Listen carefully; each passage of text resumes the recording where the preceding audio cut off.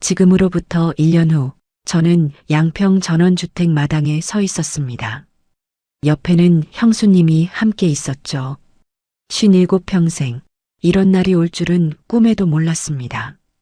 그런데 이 모든 일이 어떻게 시작되었는지 말씀드릴게요. 저는 한도식, 올해 57입니다. 서울 강남에서 식자재 유통회사를 운영하죠. 30년 넘게 이 일만 해왔어요. 처음엔 작은 사무실 하나였는데 이젠 제법 큰 회사가 됐습니다. 강남 한복판에 자리 잡은 사무실 건물을 올려다보면 뿌듯했어요. 하지만 평생 일만 하다 보니 어느새 결혼도 못하고 이 나이가 됐습니다. 금요일 저녁 직원들이 하나둘 퇴근했어요. 저는 혼자 사무실에 남아 창밖을 바라봤습니다. 네온사인이 깜빡이고 유리창에 비친 제 모습이 낯설게 느껴졌죠. 왜 이렇게 마음 한구석이 허전할까요? 성공했다고 말하는 사람들은 많은데 정작 제 이야기를 들어주는 사람은 없었어요. 핸드폰을 들었다 놓기를 반복했습니다.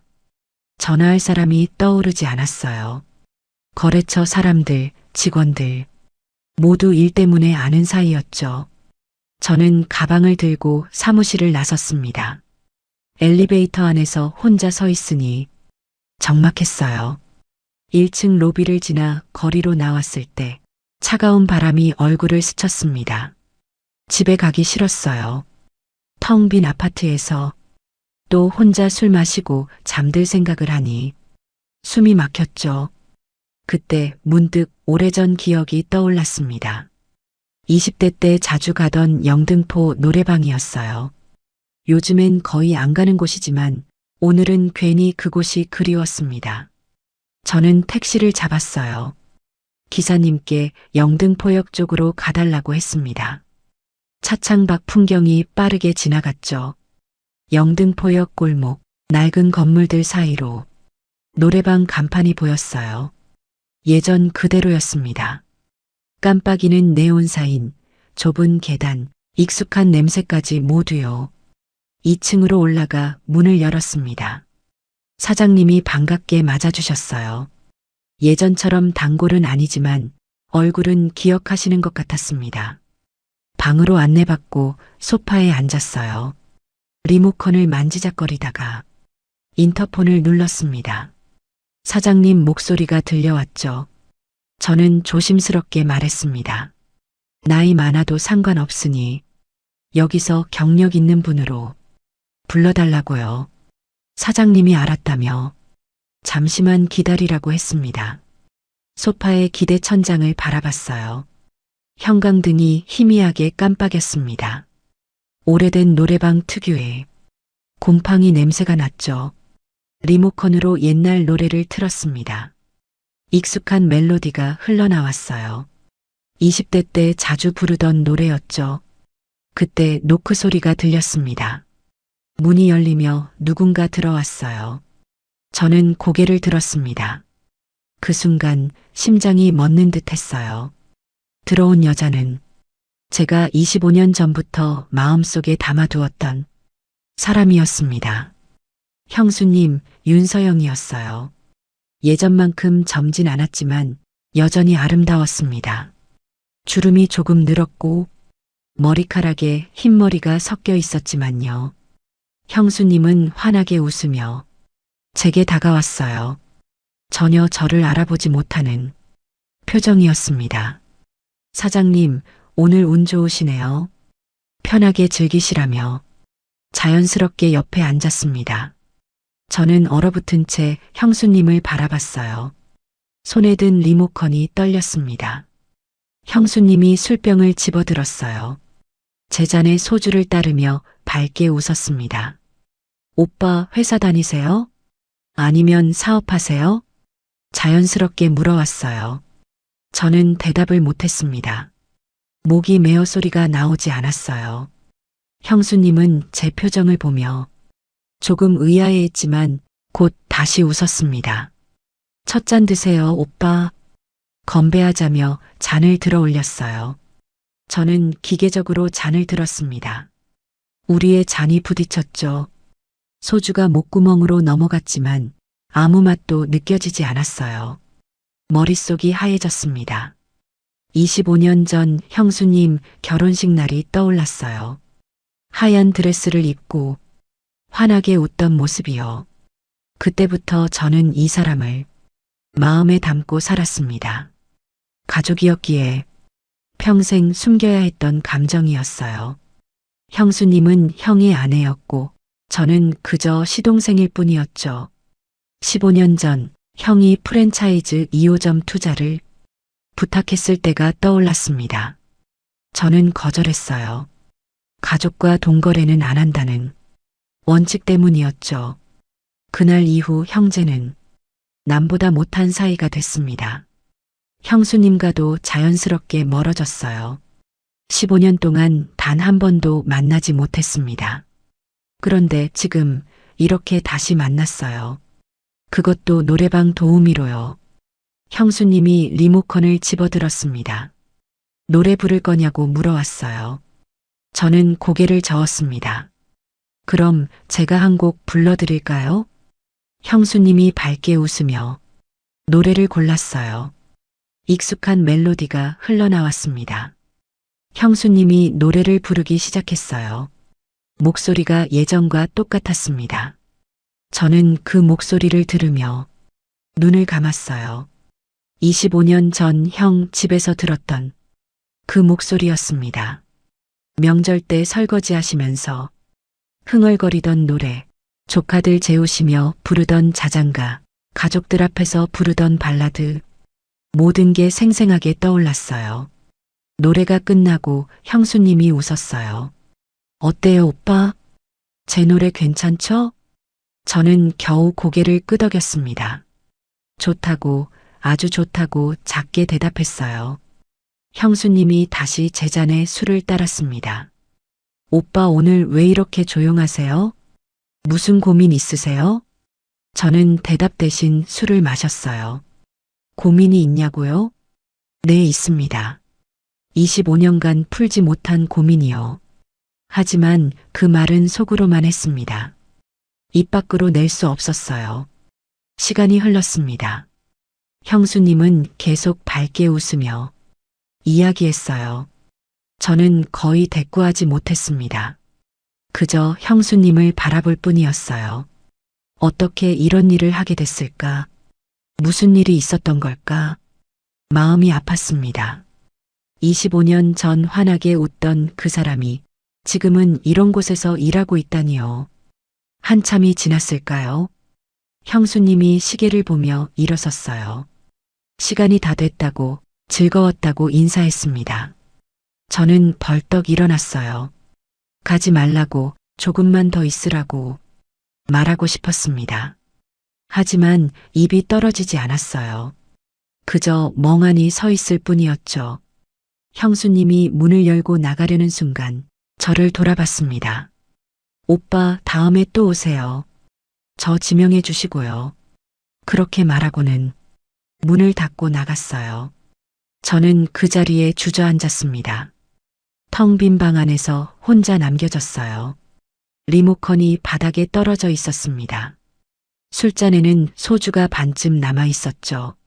저는 그 술을 단숨에 들이켰어요. 목이 타는 것 같았습니다. 어떻게 해야 할까요? 다시 만날 수 있을까요? 아니, 다시 만나도 될까요? 온갖 생각이 머릿속을 맴돌았습니다. 계산을 하고 노래방을 나섰어요. 차가운 밤 공기가 얼굴을 때렸습니다. 골목길을 천천히 걸었어요. 발걸음이 무거웠습니다. 택시를 타고 집으로 돌아왔지만 잠이 오지 않았어요. 침대에 누워 천장만 바라봤습니다. 형수님 얼굴이 자꾸 떠올랐어요. 환하게 웃던 모습, 술 따르던 손, 노래 부르던 목소리. 새벽녘이 돼서야 겨우 잠들었습니다. 다음 날 아침, 평소보다 일찍 눈을 떴어요. 제대로 잔 것 같지 않았습니다. 회사에 출근했지만 일이 손에 잡히지 않았어요. 서류를 보다가도 문득문득 형수님 얼굴이 떠올랐습니다. 직원이 보고를 하는데도 제대로 듣지 못했어요. 무슨 말인지 귀에 들어오지 않았죠. 점심시간이 됐지만 식욕이 없었습니다. 사무실에 혼자 남아 창밖만 바라봤어요. 저녁이 되자 또 그곳이 그리웠습니다. 노래방이요. 형수님이 있는 그곳이요. 하지만 가지 못했어요. 어떤 얼굴로 다시 가야 할지 몰랐습니다. 일주일이 지났습니다. 저는 매일 밤 그 노래방 생각만 했어요. 다시 가고 싶었지만 용기가 나지 않았습니다. 그러던 어느 금요일 저녁이었어요. 저는 결국 다시 영등포행 택시를 탔습니다. 노래방 문을 열고 2층으로 올라갔어요. 사장님께 조심스럽게 부탁했습니다. 지난번에 왔던 그분 다시 불러주실 수 있냐고요. 사장님이 알았다며 웃었습니다. 잠시 후 익숙한 노크 소리가 들렸어요. 문이 열렸습니다. 형수님이 들어왔어요. 어머, 지난번 그 오빠네요. 다시 와주셨어요? 환하게 웃으며 다가왔습니다. 저는 이번에도 아무 말 못했어요. 그저 고개만 끄덕였습니다. 형수님이 자연스럽게 옆에 앉았어요. 술을 따르며 이야기를 시작했습니다. 저는 형수님 목소리를 들으며 생각했어요. 이대로 계속 숨어 지낼 수는 없겠다고요. 언젠가는 말해야 합니다. 제가 누군지, 왜 이렇게 형수님을 찾아오는지요. 하지만 오늘은 아니에요. 아직은 용기가 나지 않았습니다.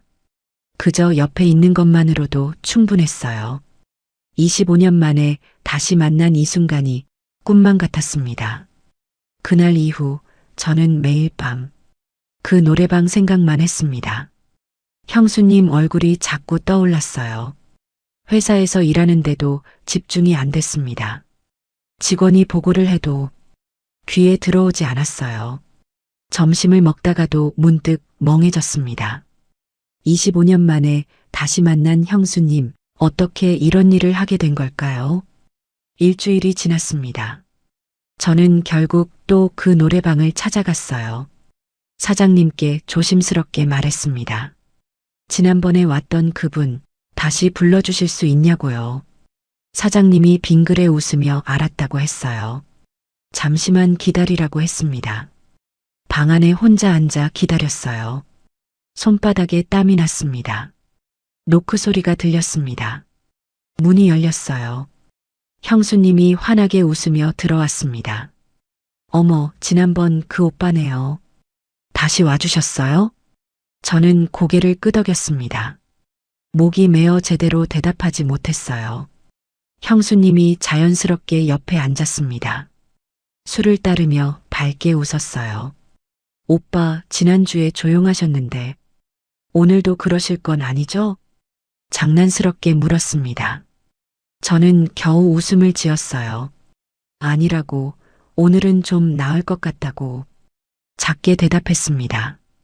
형수님이 리모컨을 집어들었어요. 그럼 노래 한 곡 부르실래요? 물어왔습니다. 저는 고개를 저었습니다. 형수님이 불러주시면 안 되냐고 듣고 싶다고 말했어요. 형수님이 빙그레 웃었습니다. 그럼 제가 불러드릴게요. 오빠 좋아하실 만한 노래로요. 멜로디가 흘러나왔어요. 오래된 발라드였습니다. 형수님이 노래를 부르기 시작했어요. 목소리가 예전과 똑같았습니다. 저는 눈을 감고 들었어요. 25년 전 형 집에서 들었던 그 목소리였습니다. 형수님이 설거지 하시면서 흥얼거리던 노래, 명절 때 가족들 앞에서 부르던 노래, 모든 게 생생하게 떠올랐어요. 노래가 끝나고 형수님이 웃었습니다. 어때요, 오빠? 괜찮았죠? 저는 고개를 끄덕였어요. 정말 좋았다고, 목소리가 아름답다고 말했습니다. 형수님이 수줍게 웃었어요. 과찬이세요. 나이 들어서 예전만 못한대요. 아니라고, 정말 좋다고 진심으로 말했습니다. 형수님이 제 잔에 술을 따랐어요. 오빠는 무슨 일 하세요? 자연스럽게 물었습니다. 저는 잠시 망설였습니다. 뭐라고 대답해야 할까요? 사업을 한다고, 작은 회사를 운영한다고 얼버무렸습니다. 형수님이 고개를 끄덕였어요. 그래서 여유 있으신 거네요. 이런데 자주 오시고요. 저는 쓴웃음을 지었습니다. 여유라기보다는 외로워서요. 솔직하게 말했어요. 형수님이 눈을 크게 떴습니다. 오빠 같은 분이 외로우시다고요? 네, 혼자 사니까요. 고개를 끄덕였습니다. 형수님이 잠시 저를 바라봤어요. 그러더니 작게 웃었습니다. 저도 혼자 살아요. 외롭죠, 정말. 저는 형수님을 바라봤습니다. 결혼은 안 하셨냐고 조심스럽게 물었어요. 형수님의 표정이 살짝 어두워졌습니다. 했었는데 이혼했어요. 낮은 목소리로 대답했습니다. 저는 더 묻지 못했어요. 죄송하다고, 괜한 질문했다고 사과했습니다. 형수님이 고개를 저었어요. 괜찮아요. 이미 지난 일이니까요. 그렇게 말했지만 눈빛에는 슬픔이 어려 있었습니다. 저는 화제를 돌렸어요. 형수님은 이 일 하신 지 오래되셨냐고 물었습니다. 형수님이 잠시 생각하더니 대답했어요. 1년쯤 됐다고, 그전에는 다른 일을 했다고요. 무슨 일이었냐고 물으려다가 멈췄습니다. 너무 깊이 파고드는 것 같았어요. 형수님이 술을 마셨습니다. 그리고 환하게 웃으며 분위기를 바꿨어요. 오빠, 이렇게 무거운 이야기만 하면 재미없잖아요. 즐겁게 놀아요, 오늘은. 저는 고개를 끄덕였습니다. 하지만 마음 한편이 무거웠어요. 형수님이 겪었을 일들이 자꾸 신경 쓰였습니다. 시간이 흘렀어요. 형수님은 밝게 웃으며 여러 이야기를 했습니다. 요즘 인기 있는 노래, 재미있는 손님 이야기, 날씨 이야기. 저는 그저 고개를 끄덕이며 들었어요. 형수님 목소리를 듣는 것만으로도 충분했습니다. 가끔 형수님이 웃을 때 25년 전 그 웃음이 겹쳐 보였어요. 형 집 거실에서 환하게 웃던 모습, 명절 때 음식 나르며 웃던 모습, 조카들과 놀아주며 웃던 모습, 모든 게 어제 일처럼 생생했습니다. 형수님이 갑자기 물었어요. 오빠, 혹시 결혼 안 하신 이유가 따로 있으세요? 저는 깜짝 놀랐습니다. 뭐라고 대답해야 할까요? 그냥 인연이 없었어요. 애매하게 대답했습니다. 형수님이 고개를 갸우뚱했어요. 오빠 같은 분이 인연이 없다니 믿기지 않는데요. 아마 제 마음속에 이미 누군가 있었나 봐요. 조심스럽게 말했습니다. 형수님이 눈을 반짝였어요. 어머, 첫사랑이라도 있으세요? 궁금하다는 듯 물었습니다. 저는 고개를 끄덕였습니다. 비슷한 거라고, 아주 오래전부터 마음에 담아둔 사람이 있다고 했어요. 형수님이 놀란 표정을 지었습니다. 그럼 왜 안 만나세요? 고백은 하셨어요? 저는 고개를 저었어요. 할 수 없었다고, 그 사람은 제가 만날 수 없는 사람이었다고 말했습니다. 형수님이 안타까운 표정을 지었어요. 왜요? 유부녀였어요? 저는 잠시 망설였습니다. 그리고 고개를 끄덕였어요. 네, 그렇다고 할 수 있어요. 다른 사람의 아내였으니까요. 형수님이 한숨을 쉬었습니다. 그럼 정말 힘드셨겠어요. 마음속에만 담아두고 사시느라. 저는 쓴웃음을 지었어요. 네, 힘들었어요. 하지만 어쩔 수 없었죠. 형수님이 제 손등을 가볍게 두드렸습니다. 오빠 고생 많으셨어요. 그 순간 제 심장이 크게 뛰었습니다. 형수님의 따뜻한 손길이 제 손등에 닿아 있었어요. 저는 손을 움직이지 못했습니다.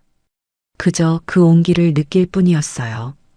형수님이 손을 떼며 웃었습니다. 하지만 이제는 새로운 인연을 만나보세요. 평생 그렇게 살 순 없잖아요. 저는 형수님을 바라봤습니다. 만약 그 사람을 다시 만난다면요? 형수님이 눈을 깜빡였어요. 다시 만나요? 어떻게요? 우연히요. 25년 만에 우연히 다시 만난다면 어떻게 해야 할까요? 형수님이 잠시 생각하더니 대답했어요. 그럼 솔직하게 말씀하셔야죠. 25년 동안 마음에 담아뒀다고, 지금도 그 마음이 남아있다고요. 저는 고개를 끄덕였습니다. 하지만 거절당하면 어쩌죠? 형수님이 부드럽게 웃었어요. 그래도 후회는 안 하실 거예요. 말하지 않고 평생 후회하는 것보다는 말하고 거절당하는 게 나으니까요. 저는 형수님의 눈을 바라봤습니다. 지금 이 순간 제 마음을 말하고 싶었어요. 형수님, 사실 저는 그때 형수님의 핸드폰이 울렸습니다. 형수님이 미안하다며 핸드폰을 확인했어요. 잠시만요, 오빠. 급한 전화인가 봐요. 형수님이 자리에서 일어나 방 밖으로 나갔습니다.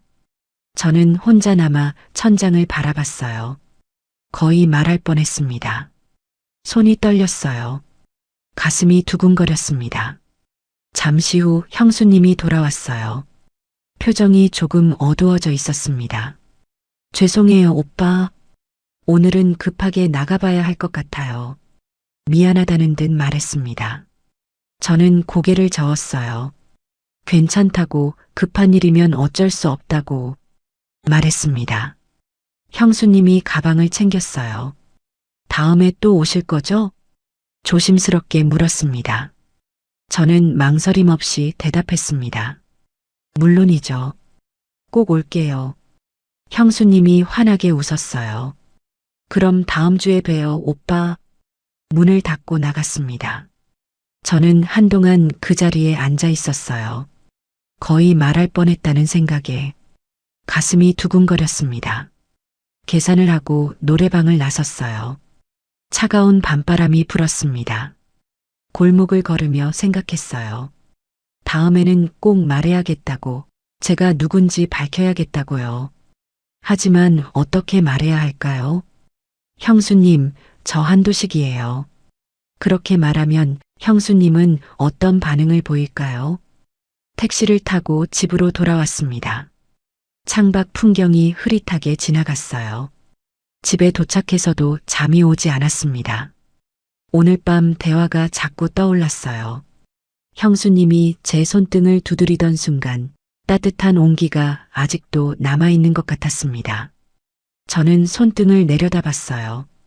25년 만에 형수님과 이렇게 가까이 있었습니다.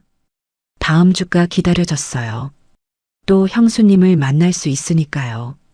하지만 동시에 두려웠습니다. 진실을 말하면 형수님이 저를 어떻게 볼까요? 일주일이 지났습니다. 저는 또 금요일 저녁이 되자 그 노래방을 찾아갔어요. 이제는 사장님이 제 얼굴만 보면 알아서 형수님을 불러주셨습니다. 잠시 후 문이 열렸어요. 형수님이 환하게 웃으며 들어왔습니다. 오빠, 또 오셨네요. 기다렸어요. 그 말을 듣는 순간 제 가슴이 뛰었습니다. 형수님도 저를 기다렸다고요? 저는 고개를 끄덕였어요. 저도 형수님 만나는 게 일주일 중 가장 기다려지는 시간이에요. 조심스럽게 그렇게 말했습니다. 형수님이 눈을 크게 떴어요. 그리고 얼굴이 살짝 붉어졌습니다. 오빠도요? 작게 물었습니다. 저는 고개를 끄덕였어요. 형수님이 고개를 숙였습니다. 술잔을 만지작거리며 뭐라고 중얼거렸어요. 그날 밤 우리는 평소보다 더 많은 이야기를 나눴습니다. 형수님이 좋아하는 음식, 어릴 적 꿈, 요즘 보는 드라마. 저도 조금씩 제 이야기를 했어요. 물론 신부는 밝히지 않았지만요.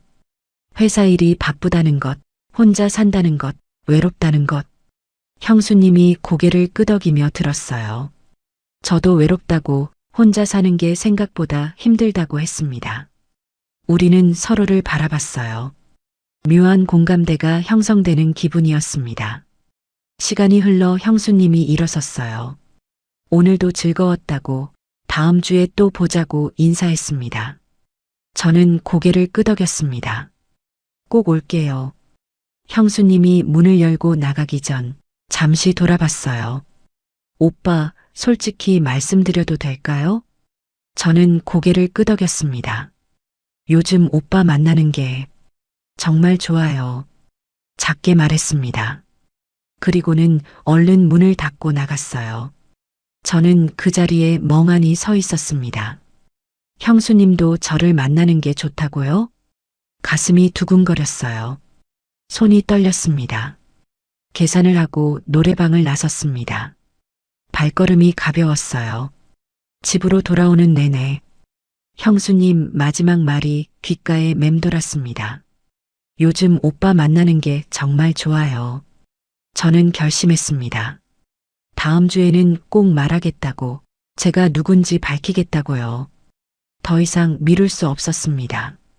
형수님도 저에게 마음이 있는 것 같았어요.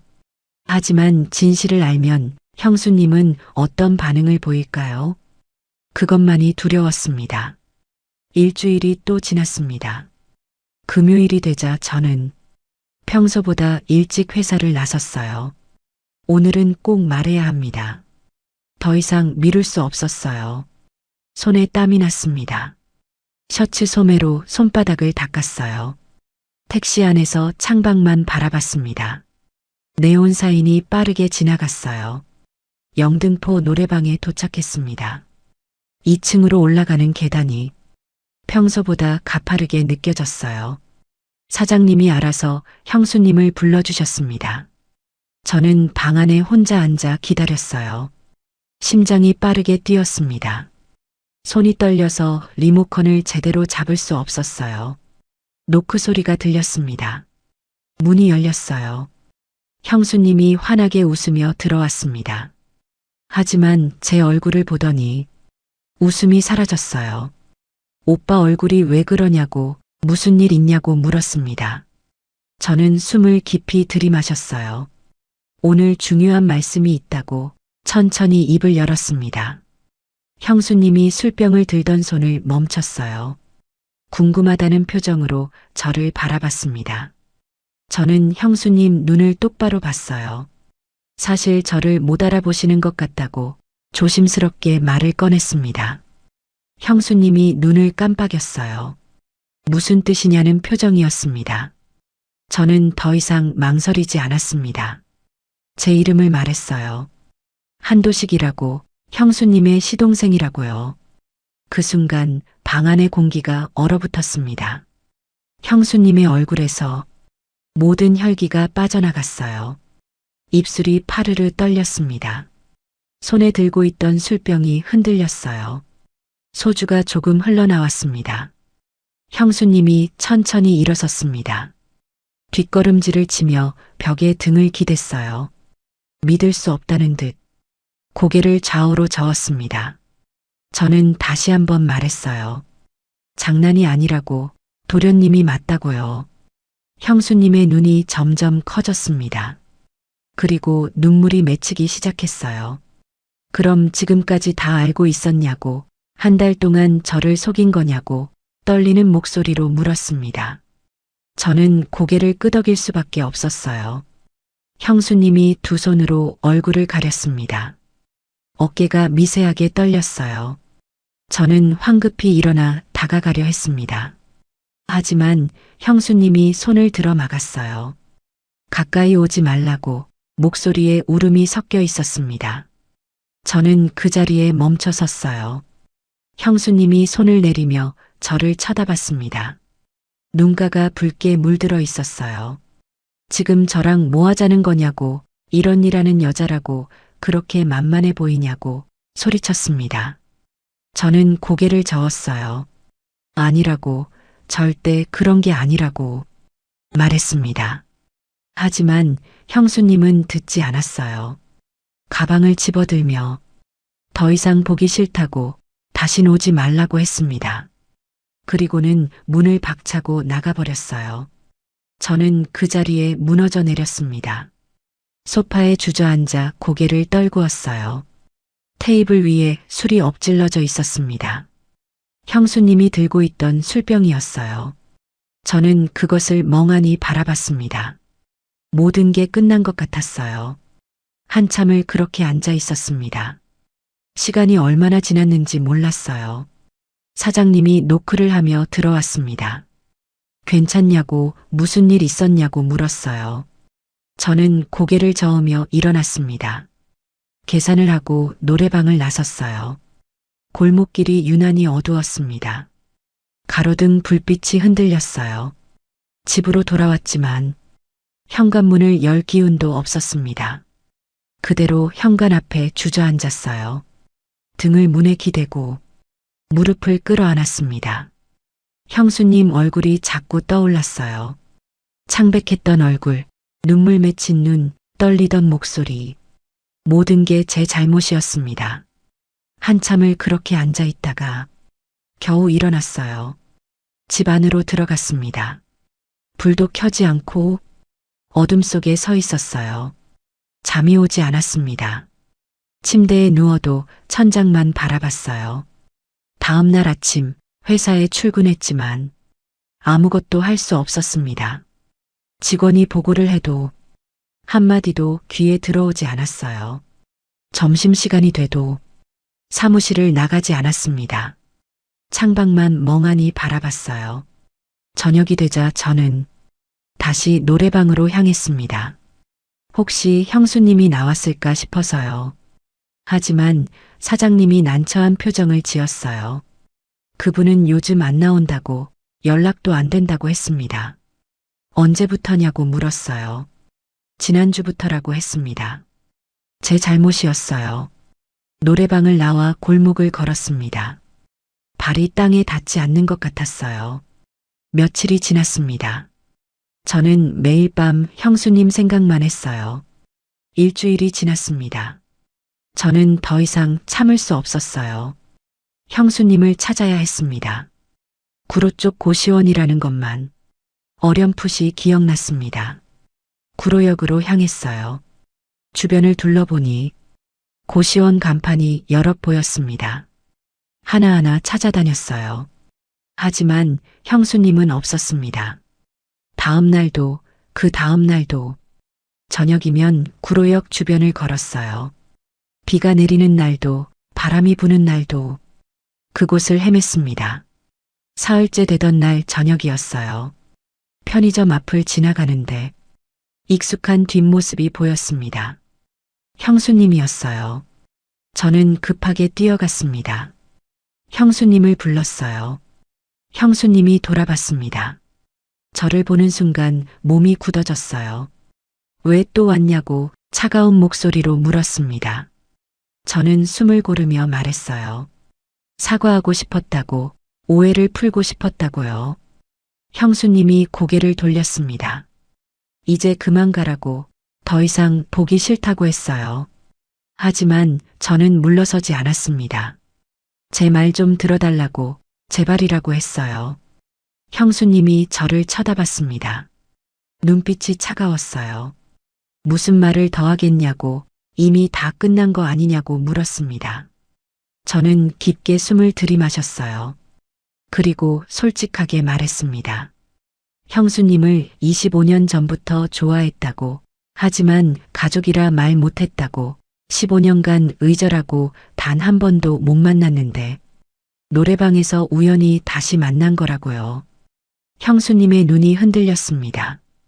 형수님은 절 못 알아봤지만 저는 한눈에 알아봤다고, 하지만 어떻게 말해야 할지 몰라 계속 미뤘던 거라고 말했어요. 형수님이 입술을 깨물었습니다. 말이 안 된다고, 그럴 리 없다고 고개를 저었어요. 저는 한 걸음 다가갔습니다. 진심이라고, 제 진심이라고 말했어요. 형수님의 눈에서 눈물이 흘러내렸습니다. 하지만 고개를 돌렸어요. 자신은 지금 이런 일 하는 여자라고, 도련님이 알던 그 형수님이 아니라고 작게 말했습니다. 저는 고개를 저었습니다. 그게 뭐가 중요하냐고 형수님은 형수님이라고 말했어요. 형수님이 한숨을 쉬었습니다. 도련님은 모를 거라고, 제가 얼마나 힘들게 사는지 모를 거라고 했어요. 저는 다가가 형수님 앞에 섰습니다. 그래서 알고 싶다고, 무슨 일이 있었는지 듣고 싶다고 말했습니다. 형수님이 주변을 둘러봤어요. 사람들이 지나다니고 있었습니다. 여기서 이야기하긴 그러니 조용한 곳으로 가자고 형수님이 먼저 말했어요. 저는 고개를 끄덕였습니다. 우리는 골목 안쪽 작은 술집으로 갔어요. 구석진 테이블에 마주 앉았습니다. 형수님이 소주 한 병을 시켰어요. 저는 오뎅탕을 주문했습니다. 잠시 침묵이 흘렀습니다. 형수님이 술잔을 채우며 천천히 입을 열었어요. 2년 전 일이라고, 남편 가게가 완전히 망했다고 작게 말했습니다. 저는 조용히 들었어요. 처음엔 장사가 잘 됐다고, 프랜차이즈 분식집이었는데 손님이 꽤 많았다고 했습니다. 그래서 2호점을 내고 싶어 했다고, 투자자를 찾았지만 아무도 도와주지 않았다고 말했어요. 제 가슴이 철렁 내려앉았습니다. 형수님이 술을 한 모금 마셨어요. 손이 미세하게 떨렸습니다. 결국 대출을 받아 2호점을 냈다고, 하지만 무리한 확장이었다고, 얼마 못 가서 장사가 안 됐다고 했어요. 빚만 늘어났다고, 1호점도 같이 무너졌다고, 목소리가 점점 작아졌습니다. 남편은 술을 마시기 시작했다고, 화도 많이 냈다고, 가끔은 손까지 올렸다고 했어요. 저는 주먹을 쥐었습니다. 손톱이 손바닥에 파고들었어요. 같이 있는 게 무서웠다고, 결국 2년 전에 이혼했다고 형수님이 계속 말했습니다. 혼자 고시원으로 들어갔다고, 당장 생활비가 없었다고, 식당 서빙도 하고 마트 계산대도 섰는데 나이 때문에 아무도 오래 안 쓰더라고 했어요. 그러다 1년 전부터 노래방 도우미를 시작했다고. 목소리가 떨렸습니다. 형수님이 고개를 숙였어요. 눈물이 테이블 위로 떨어졌습니다. 저는 더 이상 참을 수 없었어요. 정말 죄송하다고, 제가 그때 형을 도와줬다면 이런 일이 없었을 거라고 말했습니다. 형수님이 고개를 들었어요. 아니라고, 도련님 잘못이 아니라고 말했습니다. 가족과 동거래 안 한다는 원칙도 이해한다고, 실제로 그렇게 됐으니까요. 하지만 저는 받아들일 수 없었습니다. 이제라도 도와드리고 싶다고, 형수님이 더 이상 힘든 일 안 하셨으면 좋겠다고 말했어요. 형수님이 눈을 크게 떴습니다. 노래방 일 그만두시라고, 제가 생활비를 드리겠다고 간절하게 말했습니다. 형수님이 벌떡 일어났어요. 안 된다고, 그럴 수 없다고 고개를 저었습니다. 왜 자신이 도련님한테 그런 걸 받느냐고 목소리가 높아졌어요. 저는 천천히 일어나 말했습니다. 자존심이 아니라고, 진심으로 형수님이 편하게 사셨으면 좋겠다는 마음뿐이라고요. 형수님이 고개를 숙였습니다. 한참을 그렇게 서 있었어요. 그러더니 천천히 다시 앉았습니다. 조건이 있다고 작게 말했어요. 저는 귀를 기울였습니다. 뭐든 하겠다고 대답했어요. 일주일에 한 번씩 같이 밥 먹자고 했습니다. 혼자 먹는 것보다 누군가랑 먹는 게 좋으니까요. 저는 고개를 끄덕였어요. 당연하다고, 매일이라도 좋다고 말했습니다. 형수님이 작게 웃었습니다. 오늘 밤 처음 보는 웃음이었어요. 그리고 한 가지 더 있다고 했습니다. 노래방 일은 이번 달까지만 하고 그만두겠다고 천천히 말했어요. 저는 가슴이 벅차올랐습니다. 정말이냐고, 그만두시는 거냐고 물었어요. 형수님이 고개를 끄덕였습니다. 도련님 덕분에 용기가 생겼다고, 이제 그만둘 때가 된 것 같다고 말했어요. 저는 눈가가 뜨거워졌습니다. 고맙다고, 정말 고맙다고 말했습니다. 형수님이 손을 들어 눈가를 닦았어요. 도련님이 고마운 거라고 웃으며 말했습니다. 우리는 한동안 말없이 앉아 있었어요. 밖에서 빗소리가 들렸습니다. 언제부터 비가 내렸는지 몰랐어요. 형수님이 시계를 봤습니다. 이제 가봐야겠다고 일어섰어요. 저는 집까지 모셔다 드리겠다고 했습니다. 비도 오는데 혼자 가시면 안 된다고요. 형수님이 잠시 망설이다 고개를 끄덕였어요. 우리는 술집을 나왔습니다. 비가 제법 많이 내리고 있었어요. 저는 재킷을 벗어 형수님 머리 위에 덮어드렸습니다. 형수님이 괜찮다고 했지만 저는 그대로 두었어요. 나란히 걸으며 고시원까지 갔습니다. 빗소리만 들렸어요. 고시원 건물 앞에 도착했습니다. 처마 밑에 함께 섰어요. 형수님이 재킷을 벗어 저에게 건넸습니다. 오늘 고맙다고, 들어주셔서 고맙다고 말했어요. 저는 고개를 저었습니다. 제가 더 감사하다고, 다시 만나게 해주셔서 고맙다고 말했어요. 형수님이 잠시 저를 바라봤습니다. 빗물에 젖은 머리카락이 이마에 붙어 있었어요. 저는 손을 뻗어 형수님 이마의 머리카락을 살짝 쓸어 올렸습니다. 형수님이 눈을 크게 떴어요. 하지만 피하지 않았습니다. 우리는 잠시 그렇게 서로를 바라봤어요. 형수님이 먼저 고개를 돌렸습니다. 들어가야겠다고 작게 말했어요. 저는 고개를 끄덕였습니다. 다음 주에 보자고, 언제 어디서 만날지 연락드리겠다고 말했어요. 형수님이 번호를 알려주었습니다. 저는 핸드폰에 저장했어요. 형수님이 건물 안으로 들어갔습니다. 저는 한동안 그 자리에 서 있었어요. 비가 계속 내렸습니다. 하지만 마음은 따뜻했어요. 형수님이 노래방 일을 그만둔다고 했습니다. 이번 달까지만 하고요. 한 달 후면 형수님이 더 이상 그 힘든 일을 하지 않아도 됩니다. 저는 택시를 잡아탔어요. 집으로 돌아오는 내내 미소가 지어졌습니다. 다음 주부터 형수님과 일주일에 한 번씩 만나게 됐어요. 새로운 시작이었습니다. 25년 만에 새로운 시작이요. 창밖으로 빗줄기가 보였습니다. 가로등 불빛이 빗물에 반사돼 아름다웠어요. 저는 창밖을 보며 생각했습니다. 이번엔 형수님을 지켜야겠다고, 더 이상 혼자 힘들게 하지 않겠다고요. 그렇게 첫 번째 고비를 넘겼습니다. 다음 주 금요일 저녁이었습니다. 저는 형수님과의 첫 약속 장소로 향했어요. 구로역 근처 작은 분식집이었습니다. 형수님이 자주 가는 곳이라고 했어요. 분식집 앞에 도착했을 때 형수님이 이미 와 계셨습니다. 평소와 다른 옷차림이었어요. 노래방에서 볼 때는 화장이 진했는데 오늘은 수수한 모습이었습니다. 형수님이 저를 보고 손을 흔들었어요. 저는 다가가 인사했습니다.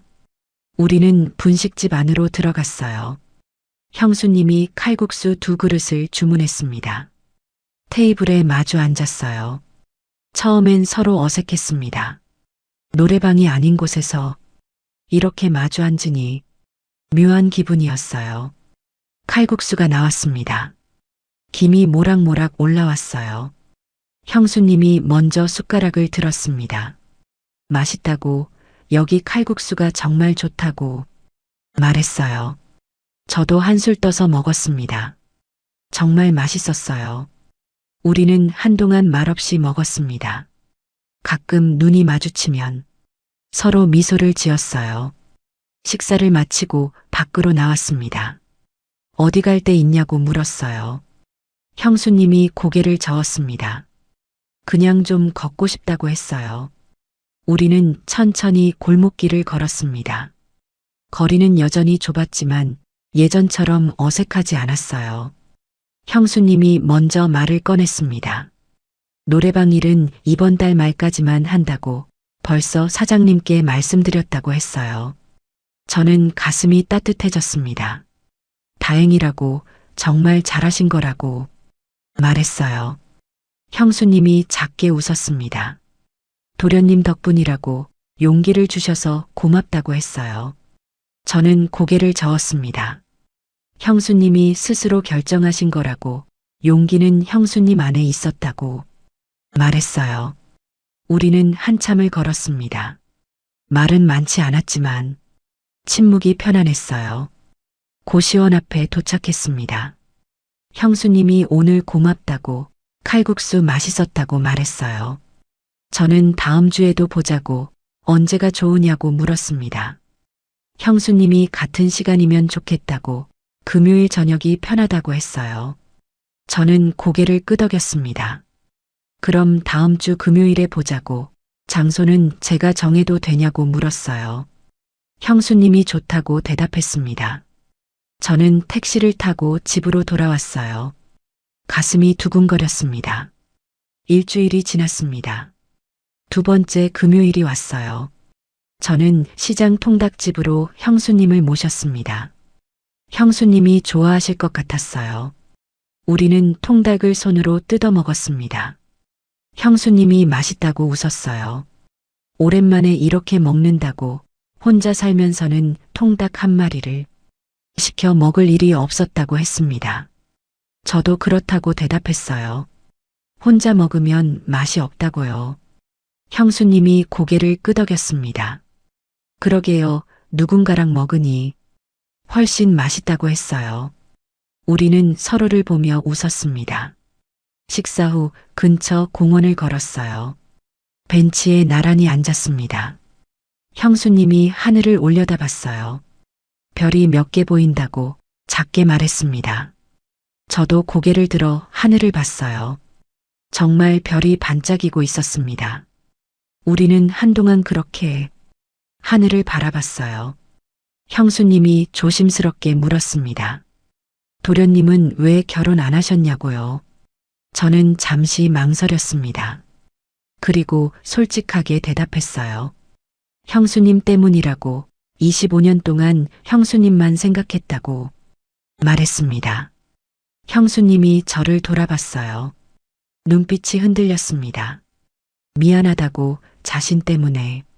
도련님 인생이 그렇게 됐다니 미안하다고 말했어요. 저는 고개를 저었습니다. 미안할 일 아니라고, 제가 선택한 거라고 말했어요. 형수님이 고개를 숙였습니다.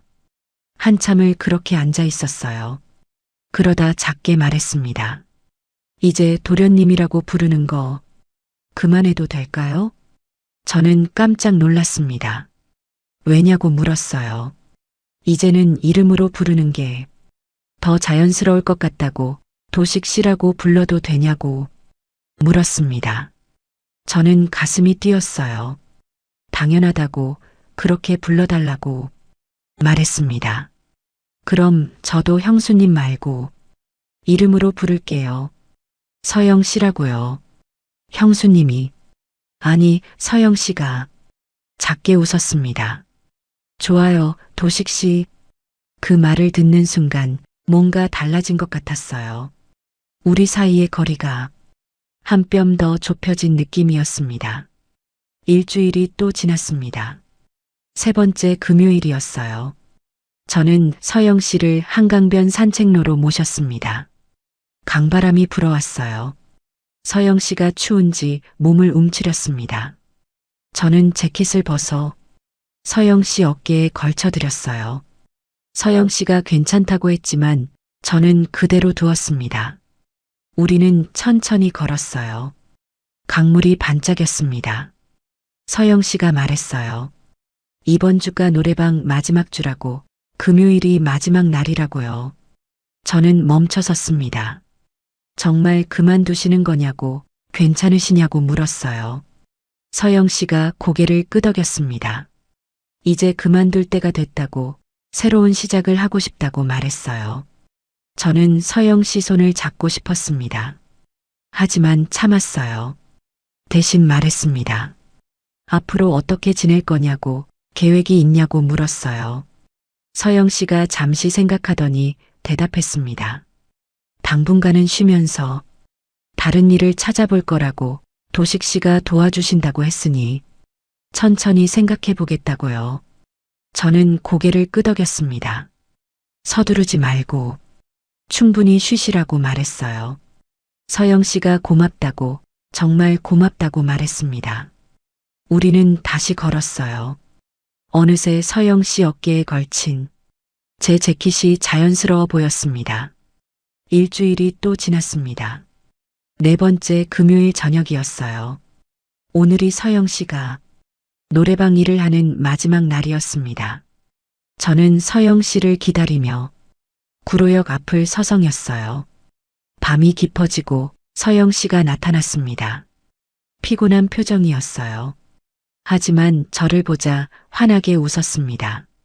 끝났다고, 드디어 끝났다고 말했어요. 저는 축하한다고, 정말 수고했다고 말했습니다. 오늘은 특별한 날이니 특별한 곳으로 가자고 했어요. 서영 씨가 궁금하다는 표정을 지었습니다. 우리는 택시를 타고 남산타워 근처로 갔습니다. 야경이 아름다웠어요. 서영 씨가 감탄했습니다. 우리는 전망대 근처 카페에 앉았어요.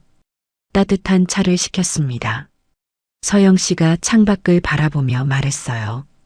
이렇게 좋은 곳에 온 게 정말 오랜만이라고, 감사하다고요. 저는 서영 씨를 바라봤습니다. 앞으로 더 자주 이런 곳 오시게 해드릴게요. 서영 씨가 저를 돌아봤어요. 눈빛이 반짝였습니다. 도식 씨, 정말 고마워요. 도식 씨 아니었으면 아직도 그 일하고 있었을 거예요. 저는 고개를 저었습니다. 서영 씨가 용기 내신 거라고, 제가 한 건 별로 없다고 말했어요. 서영 씨가 손을 뻗어 제 손등을 가볍게 두드렸습니다. 그래도 고마워요. 그 순간 제 심장이 크게 뛰었습니다. 서영 씨의 따뜻한 손길이 제 손등에 닿아 있었어요. 우리는 잠시 그렇게 서로를 바라봤습니다. 서영 씨가 먼저 손을 뗐어요. 얼굴이 살짝 붉어진 것 같았습니다. 저도 시선을 돌렸어요. 창밖 야경을 바라봤습니다. 하지만 가슴은 계속 두근거렸어요. 한참 후 우리는 카페를 나왔습니다. 밤바람이 불었어요. 서영 씨를 집까지 모셔다 드렸습니다. 고시원 앞에 도착했어요. 서영 씨가 말했습니다. 다음 주에도 보자고, 이제는 평일에도 시간이 있으니 언제든 괜찮다고요. 저도 그러고 싶다고 대답했어요. 다음엔 주중에 만나자고, 천천히 산책이나 하자고 말했습니다. 서영 씨가 고개를 끄덕였습니다. 좋아요, 도식 씨. 그리고는 건물 안으로 들어갔어요. 저는 한동안 그 자리에 서 있었습니다. 서영 씨가 노래방 일을 그만뒀어요. 이제 서영 씨는 더 이상 그 힘든 일을 하지 않아도 됩니다. 그리고 우리는 일주일에 한 번이 아니라 더 자주 만날 수 있게 됐어요. 택시를 타고 집으로 돌아왔습니다. 창밖 풍경이 아름다웠어요. 한 달이 지났습니다. 우리는 그동안 많이 가까워졌어요. 이제는 서로 편하게 이야기했고 함께 있으면 시간 가는 줄 몰랐습니다. 어느새 겨울이 다가오고 있었어요. 저는 생각했습니다.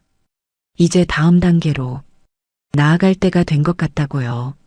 서영 씨에게 제 마음을 더 확실하게 전해야겠다고 생각했습니다. 그리고 서영 씨도 저에게 마음이 있는 것 같았어요.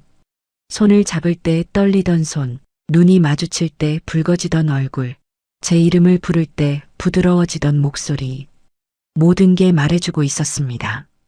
저는 다음 만남을 기다렸어요. 서영 씨와 함께할 시간을요. 25년을 기다렸습니다. 이제 조금만 더 용기를 내면 서영 씨와 진짜 함께할 수 있을 것 같았어요. 그렇게 우리의 거리는 점점 더 가까워지고 있었습니다. 서영 씨가 노래방 일을 그만둔 지 2주가 지났습니다. 우리는 이제 일주일에 두세 번씩 만나고 있었어요. 어느 수요일 오후였습니다. 서영 씨에게 전화가 왔어요. 목소리가 평소와 달랐습니다. 힘이 없었어요. 무슨 일 있냐고 물었습니다. 서영 씨가 한참을 망설이다 대답했어요. 오늘 하루가 너무 힘들었다고, 혼자 있기 싫다고 했습니다. 저는 즉시 나가겠다고 말했어요. 어디서 만날지 물었습니다. 서영 씨가 고시원 근처 포장마차로 오라고 했어요. 저는 서둘러 회사를 나섰습니다. 택시를 타고 구로로 향했어요. 포장마차에 도착했을 때 서영 씨가 이미 와 있었습니다. 혼자 소주를 마시고 있었어요. 얼굴이 많이 상기되어 있었습니다. 저는 서영 씨 맞은편에 앉았어요. 무슨 일이냐고 조심스럽게 물었습니다. 서영 씨가 술잔을 비우며 말했어요. 오늘 일자리를 알아보러 갔다고, 하지만 나이 때문에 또 거절당했다고 했습니다. 3군데를 다 거절당했다고, 자신이 쓸모없는 사람 같다고. 목소리가 떨렸어요. 저는 그게 아니라고, 세상이 서영 씨의 가치를 모르는 거라고 말했습니다. 서영 씨가 고개를 저었어요.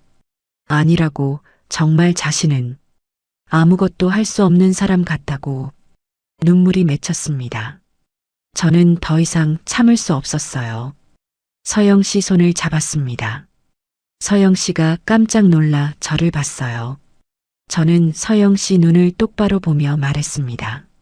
서영 씨는 소중한 사람이라고, 제게 가장 소중한 사람이라고요. 서영 씨의 눈에서 눈물이 흘렀습니다. 하지만 손은 빼지 않았어요.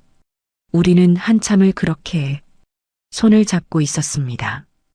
포장마차 주인이 안주를 가져왔어요. 저는 그제야 서영 씨 손을 놓았습니다. 우리는 말없이 술을 마셨어요. 서영 씨가 계속 술을 따랐습니다. 평소보다 많이 마셨어요. 얼굴이 점점 붉어졌습니다. 시간이 흘러 포장마차 문을 닫을 시간이 됐어요. 저는 서영 씨를 부축해 일어났습니다. 서영 씨가 비틀거렸어요. 제 팔을 잡고 겨우 섰습니다. 고시원까지 천천히 걸었어요. 서영 씨가 제 어깨에 기댔습니다. 고시원 앞에 도착했습니다. 서영 씨가 저를 올려다 봤어요. 도식 씨, 오늘은 혼자 있기 싫어요. 같이 있어줄 수 있어요? 떨리는 목소리로 물었습니다. 저는 깜짝 놀랐습니다. 하지만 서영 씨의 간절한 눈빛을 외면할 수 없었어요. 고개를 끄덕였습니다. 우리는 고시원 안으로 들어갔어요. 좁은 복도를 지나 서영 씨 방에 도착했습니다. 문을 열고 들어갔어요. 작은 방이었습니다. 책상 하나, 침대 하나가 전부였어요. 서영 씨가 물을 끓이겠다고 작은 전기포트를 꺼냈습니다. 저는 책상 옆 작은 의자에 앉았어요. 서영 씨는 침대 끝에 앉았습니다. 물이 끓는 소리만 들렸어요. 서영 씨가 차를 2잔 만들어 하나를 제게 건넸습니다. 고맙다고 말하며 받았어요. 우리는 말없이 차를 마셨습니다. 서영 씨의 손이 미세하게 떨렸어요. 한참 후 서영 씨가 입을 열었습니다. 도식 씨, 저 정말 고마워요. 이렇게 옆에 있어 주셔서요. 저는 고개를 저었습니다. 당연한 일이라고, 언제든 그러겠다고 말했어요. 서영 씨가 저를 바라봤습니다. 눈빛이 흔들렸어요. 도식 씨는 왜 저한테 이렇게 잘해주세요? 저는 잠시 망설였습니다. 그리고 솔직하게 대답했어요. 서영 씨를 좋아하니까요. 25년 전부터 지금까지요. 서영 씨의 눈이 커졌습니다. 입술이 떨렸어요. 저도 도식 씨가 좋아요. 작게 말했습니다. 그 순간 제 심장이 멎는 듯 했어요. 저는 천천히 일어났습니다. 서영 씨 앞으로 다가갔어요. 서영 씨도 천천히 일어났습니다. 우리는 마주 섰어요. 저는 서영 씨 손을 잡았습니다. 서영 씨가 눈을 감았어요. 저는 서영 씨를 천천히 끌어안았습니다. 서영 씨도 제 등에 손을 올렸어요. 우리는 한참을 그렇게 서 있었습니다. 서로의 온기를 느끼며요. 서영 씨가 고개를 들었어요. 저를 올려다봤습니다. 저는 서영 씨 얼굴을 두 손으로 감쌌어요. 그리고 천천히 고개를 숙였습니다. 우리의 입술이 닿았어요. 25년을 기다린 순간이었습니다. 시간이 멈춘 것 같았어요. 세상에 우리 둘만 남은 것 같았습니다. 입술을 떼고 서로를 바라봤어요. 서영 씨의 눈에 눈물이 맺혀 있었습니다. 저는 그 눈물을 엄지로 닦아주었어요. 서영 씨가 제 셔츠 깃을 잡았습니다. 그리고 저를 침대 쪽으로 이끌었어요. 우리는 천천히 침대에 앉았습니다. 서로를 바라보며요. 더 이상 말은 필요하지 않았어요. 창밖으로 달빛이 들어왔습니다. 방 안을 은은하게 비췄어요. 그날 밤 우리는 하나가 됐습니다. 25년간 마음속에 담아두었던 감정이 마침내 현실이 되는 순간이었어요. 서영 씨의 따뜻함, 떨리는 숨소리, 제 이름을 부르는 목소리, 모든 게 꿈만 같았습니다. 밤이 깊어갔어요. 우리는 서로를 끌어안은 채 잠들었습니다.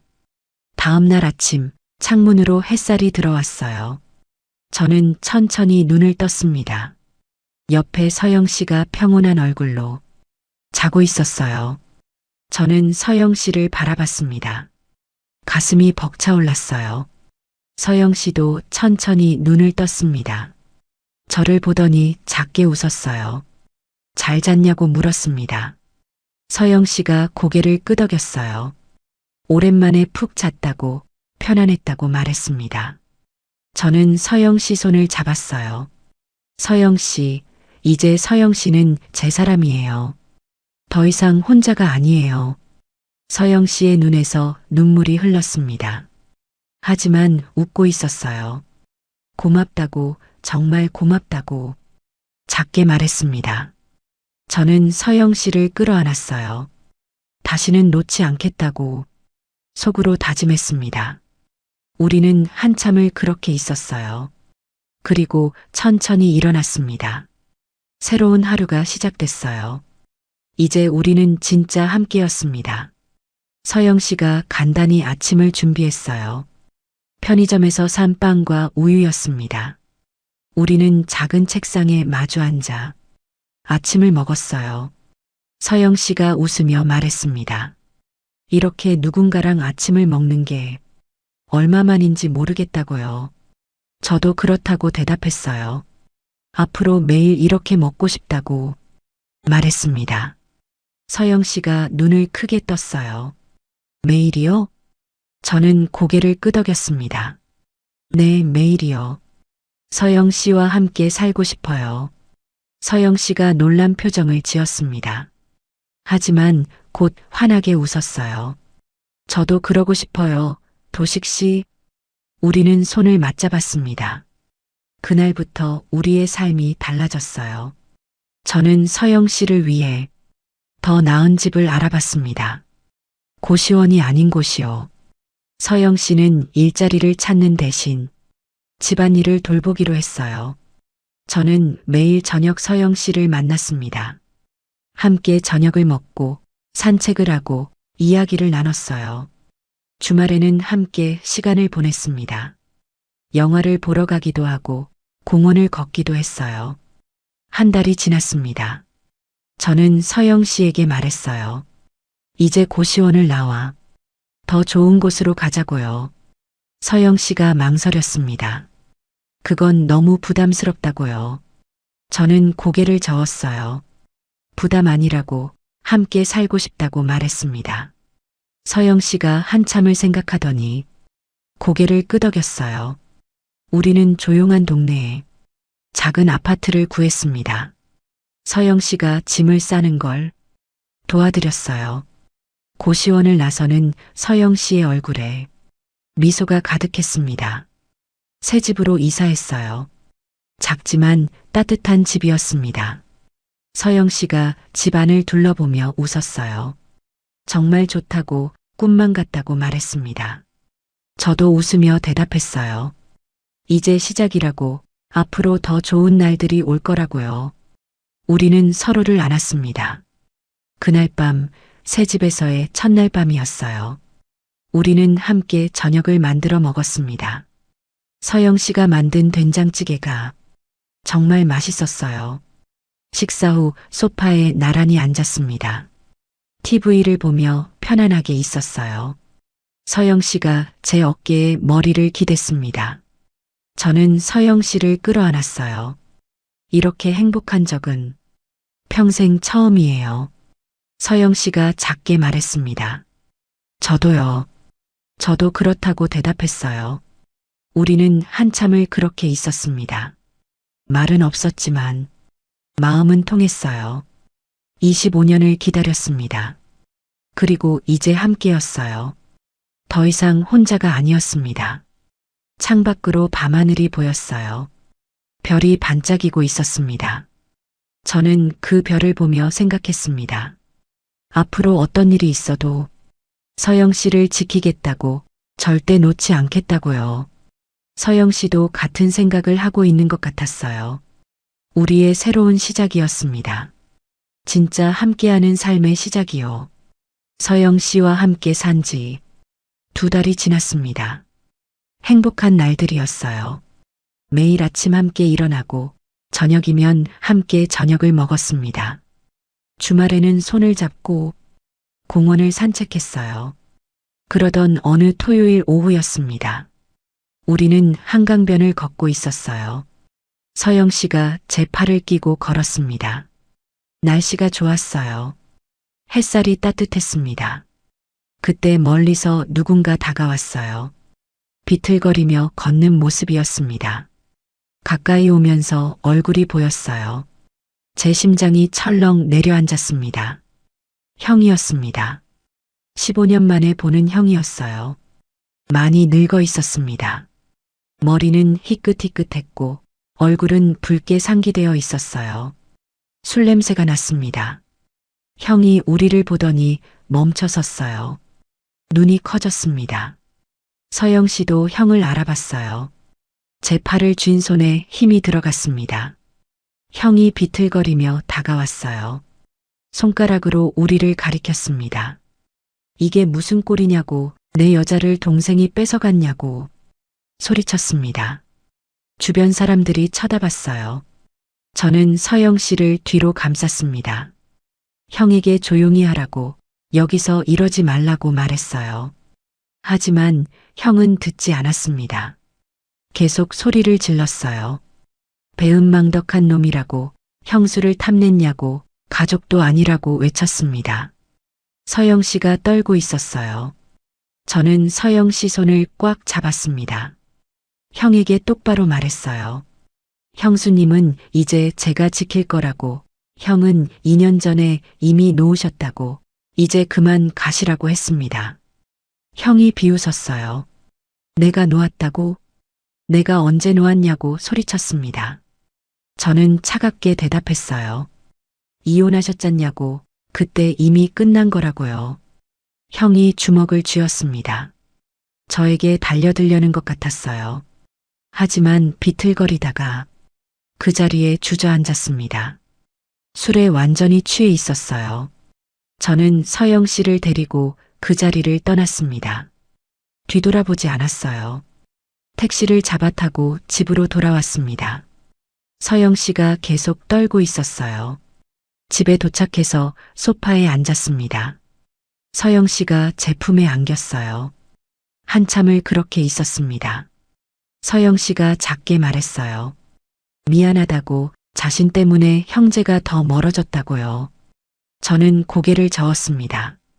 서영 씨 잘못이 아니라고, 이미 15년 전에 멀어졌다고 말했어요. 그리고 형은 더 이상 제 형이 아니라고 서영 씨만이 제 가족이라고 말했습니다.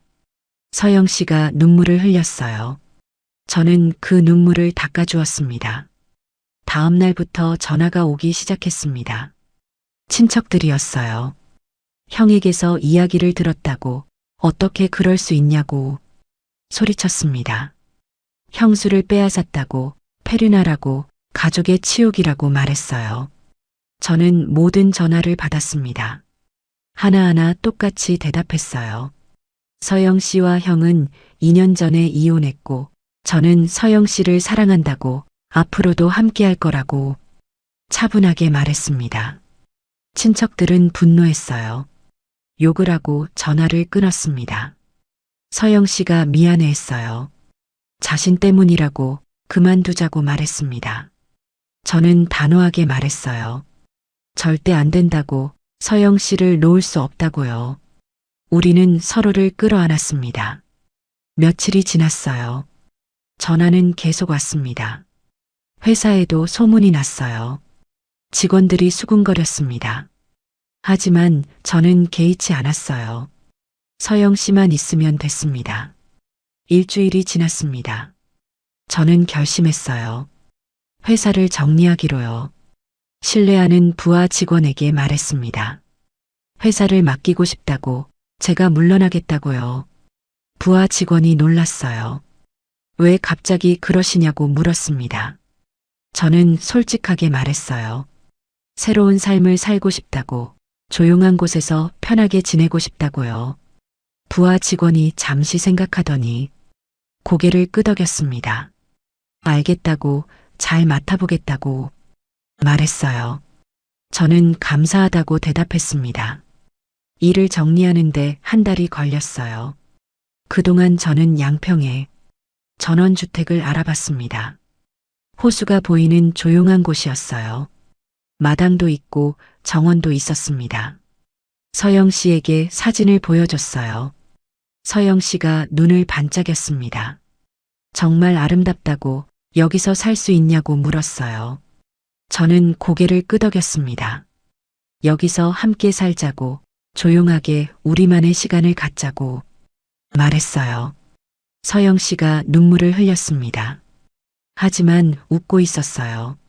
좋다고, 정말 좋다고 고개를 끄덕였습니다. 계약을 마쳤어요. 이사 날짜를 잡았습니다. 회사 일도 모두 마무리했어요. 부하 직원에게 인수인계를 끝냈습니다. 마지막 출근 날 직원들이 배웅해 주었어요. 몇몇은 눈물을 흘렸습니다. 저도 마음이 뭉클했어요. 하지만 후회는 없었습니다. 새로운 시작이었으니까요. 이사하는 날이 왔습니다. 짐이 많지 않았어요. 우리 둘이 쓰던 물건들 뿐이었습니다. 양평으로 향했습니다. 차 안에서 서영 씨가 제 손을 잡았어요. 정말 괜찮냐고, 후회 안 하냐고 물었습니다. 저는 웃으며 대답했어요. 전혀 후회 없다고, 이게 제가 평생 바라던 거라고요. 서영 씨가 고개를 제 어깨에 기댔습니다. 양평에 도착했어요. 전원주택이 눈앞에 나타났습니다. 사진보다 더 아름다웠어요. 호수가 반짝이고 있었습니다. 서영 씨가 감탄사를 냈어요. 정말 예쁘다고, 꿈만 같다고 말했습니다. 우리는 집 안으로 들어갔어요. 넓고 따뜻한 공간이었습니다. 서영 씨가 집 안을 둘러보며 웃었어요. 여기서 정말 살 수 있냐고, 믿기지 않는다고 했습니다. 저는 서영 씨를 끌어안았어요. 우리 집이라고, 이제 여기가 우리 집이라고 말했습니다. 짐을 풀고 정리했어요. 해가 지고 저녁이 됐습니다. 우리는 마당에 나가 앉았어요. 호수가 보였습니다. 석양이 호수를 물들이고 있었어요. 정말 아름다웠습니다. 서영 씨가 제 손을 잡았어요. 고맙다고, 정말 고맙다고 작게 말했습니다. 저는 서영 씨를 바라봤어요. 제가 더 고맙다고, 서영 씨가 제 곁에 있어줘서 고맙다고 말했습니다. 우리는 서로를 안았습니다. 다음 날부터 새로운 일상이 시작됐어요. 아침이면 함께 산책을 했습니다. 호숫가를 따라 천천히 걸었어요. 낮에는 정원을 가꿨습니다. 서영 씨가 꽃을 심고 저는 채소를 심었어요. 저녁이면 마당에 앉아 노을을 바라봤습니다. 말은 많지 않았지만 마음은 통했어요. 한 달이 지났습니다. 우리는 완전히 적응했어요. 평화로운 날들이었습니다. 어느 저녁이었어요. 우리는 호숫가를 걷고 있었습니다. 손을 맞잡고 천천히 걸었어요. 바람이 살랑살랑 불었습니다. 서영 씨가 멈춰 섰어요. 호수를 바라보며 말했습니다. 도식 씨, 정말 행복해요. 평생 이렇게 행복한 적 없었어요. 저도 그렇다고 대답했어요. 서영 씨가 저를 돌아봤습니다. 눈에 눈물이 맺혀 있었어요. 25년을 기다려줘서 고맙다고, 찾아와줘서 고맙다고, 사랑해준다고 말했습니다. 저는 서영 씨를 끌어안았어요. 저도 사랑한다고, 평생 사랑할 거라고 말했습니다. 해가 지고 있었어요. 하늘이 붉게 물들었습니다. 우리는 서로를 아는 채 노을을 바라봤어요. 25년을 기다렸습니다. 15년을 떨어져 있었어요. 하지만 이제 함께였습니다. 영원히 함께일 거예요. 더 이상 외롭지 않았습니다. 더 이상 혼자가 아니었어요. 우리는 서로의 전부였습니다. 호수가 반짝이고 있었어요. 바람이 불어왔습니다. 저는 서영 씨 손을 꽉 잡았어요. 서영 씨도 제 손을 꽉 잡았습니다. 그렇게 우리는 새로운 삶을 시작했어요. 조용한 양평 호숫가에서 둘만의 행복한 시간을요. 앞으로 어떤 일이 있어도 우리는 함께일 겁니다. 25년 만에 찾은 사랑, 평생 지킬 사랑이니까요. 석양이 완전히 지고 별이 뜨기 시작했습니다. 우리는 집으로 돌아왔어요. 손을 맞잡고요. 현관문을 열고 들어갔습니다. 따뜻한 불빛이 우리를 맞이했어요. 서영 씨가 저녁을 준비했습니다. 저는 테이블을 차렸어요. 함께 저녁을 먹었습니다. 평범하지만 행복한 시간이었어요. 식사 후 소파에 나란히 앉았습니다. 창밖으로 호수가 보였어요. 달빛이 호수를 비추고 있었습니다. 정말 아름다웠어요. 서영 씨가 제 어깨에 머리를 기댔습니다. 저는 서영 씨를 끌어안았어요. 이렇게 평생 함께하고 싶다고 서영 씨가 작게 말했습니다. 저도 그렇다고 대답했어요. 평생 함께할 거라고요. 우리는 말없이 앉아 있었습니다. 말은 필요하지 않았어요. 서로의 온기만으로 충분했습니다. 밤이 깊어갔어요. 하지만 우리는 움직이지 않았습니다.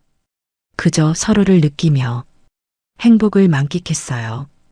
25년의 기다림, 15년의 공백, 그 모든 시간이 이 순간을 위한 것이었습니다.